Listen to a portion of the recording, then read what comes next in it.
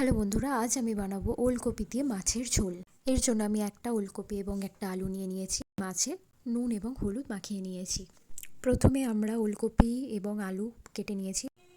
ওলকপিগুলো আমরা সিদ্ধ করে জল ফেলে দেবো। প্রথমে আমরা মাছটা ভেজে তুলে রাখবো। ওই একই তেলে আমরা আলুটা দিয়ে ভাজবো। আলুটা একটু ভাজার পরে আমরা ওলকপিগুলোও তাতে দিয়ে দেবো। আমি এখানে 1.5টা টমেটো নিয়ে নিয়েছি। ওলকপিগুলো ভাজা হয়ে যাওয়ার পরে আমরা তাতে টমেটো দেবো। সবজি ভাজা হয়ে গেলে তারপরে আমরা 1/2 চামচ আদা রসুনের পেস্ট দেবো। একটুখানি নেড়ে ছেড়ে তারপর আমরা গুঁড়ো মশলা দেবো। 1 চামচ হলুদ গুঁড়ো, 1.5 চামচ জিরে গুঁড়ো এবং 1.5 চামচ লঙ্কা গুঁড়ো দিয়ে অল্প জল দিয়ে ভালো করে কষিয়ে নেব। স্বাদ মতো নুন দিয়ে দেবো।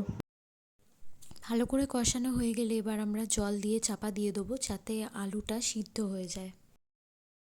এবার আমরা ঝোলটা সাইডে ঢেলে রেখে দেবো। এবার আমরা ফোড়ন করে তেল নিয়ে আমরা 5 ফোড়ন দেবো। ঝোলটা ওই ফোড়নের মধ্যে দিয়ে দেবো এবং মাছটাও তাতে দিয়ে দেবো। ফোটার জন্য অপেক্ষা করব।